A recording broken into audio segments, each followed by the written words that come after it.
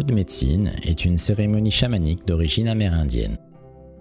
On y vient libérer nos peurs et nos blocages afin d'avoir une meilleure connaissance de soi et profiter pleinement de nos dons. C'est comme un miroir où on va venir se rencontrer soi. Elle est en quelque sorte la carte routière pour se diriger dans sa vie. Nadège Setouane, kinésiologue, va nous expliquer comment le langage des couleurs de cette roue influence notre chemin de vie.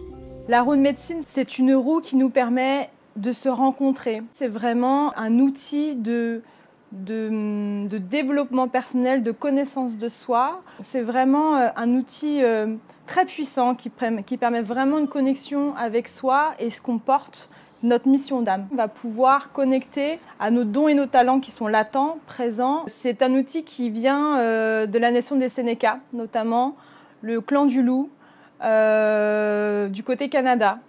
Cette tribu, en tout cas, a développé cet outil pour pouvoir être en harmonie avec son environnement et au sein de la tribu. On vient travailler ce qui nous empêche d'être pleinement dans son potentiel. Ça vient mettre en lumière soit les blessures qui sont déjà existantes et auxquelles j'ai pas envie d'y aller, soit comment je peux les guérir. C'est une manière aussi de pouvoir aller connecter à sa propre médecine.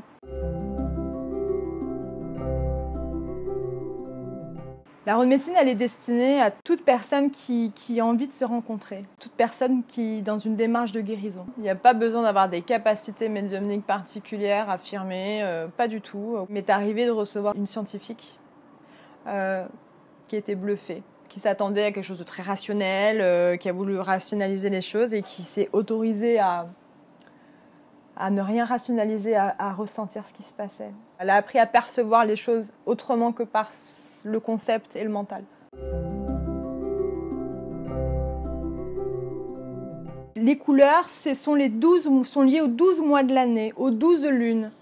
Chaque couleur, donc chaque mois, donne un don, un talent et une distorsion aussi. 12 aspects qui nous permettent d'évoluer vers notre équilibre, puisque la 13e couleur, c'est le pacificateur, c'est le centre, c'est ce qui me permet d'être en harmonie avec tous les aspects de ce que je vis. Dans la première heure, j'explique ce que c'est la roue de médecine, à quoi ça va servir. Chacun après va colorier sa roue de son mois de naissance, puisqu'on travaille avec les 4 directions. Donc il y a mon mois de naissance. En face de mon mois de naissance, il y a une direction qui est le nord. Donc sud-nord, c'est ma colonne vertébrale, ce qui me permet de tenir debout. Et on va aller voir en est et en ouest, qu'est-ce qui me permet de marcher mon chemin en équilibre avec ce que je porte déjà. Et par la suite, on va vivre l'expérience. La personne va venir connecter à l'extérieur d'elle ce qui se passe à l'intérieur. Elle vient vraiment se rencontrer au travers des témoins qui sont les personnes du groupe qui canalisent la couleur, l'aspect de ce qu'il y a à travailler, du don, du talent ou de la distorsion. Et elle va venir être pleinement actrice en fait de sa constellation, puisque c'est elle qui va amorcer soit la guérison, soit une ouverture sur autre chose.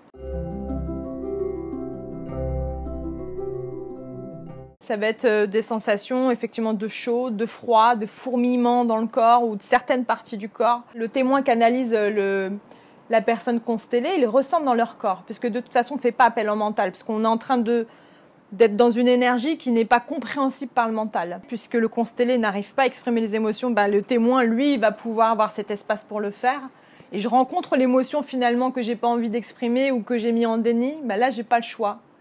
Je m'y confronte. Il y a la roue de médecine, la suite 2 qui est prévue, où là on va rentrer dans notre roue personnelle, nos couleurs qui nous appartient à nous, notre carte d'identité pour se diriger dans sa vie. Des mois de février, des mois de mars, il y en a beaucoup sur cette terre qui sont du même mois, mais on ne chemine pas de la même manière. On va rentrer un peu plus dans ces couleurs, dans tout ce qui est karmique aussi. Je viens rencontrer les 4 couleurs de mon âme. Et c'est ça qu'on va aller travailler ensemble pour le prochain stage en tout cas.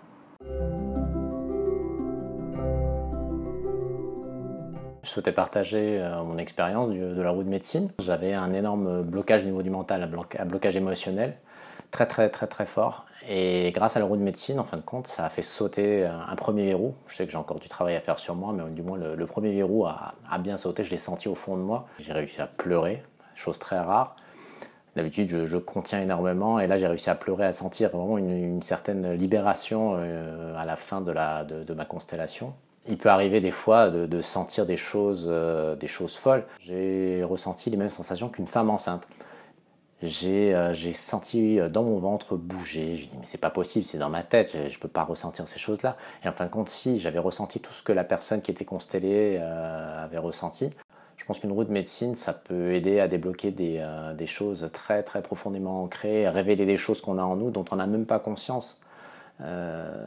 Des secrets de famille entre autres, ou des blessures très très profondes, des traumatismes profonds. Je sais que je retournerai faire une roue de médecine. J'ai d'autres choses à débloquer, à régler, et là ce que j'ai fait dernièrement, c'était juste une étape dans ma vie tout simplement.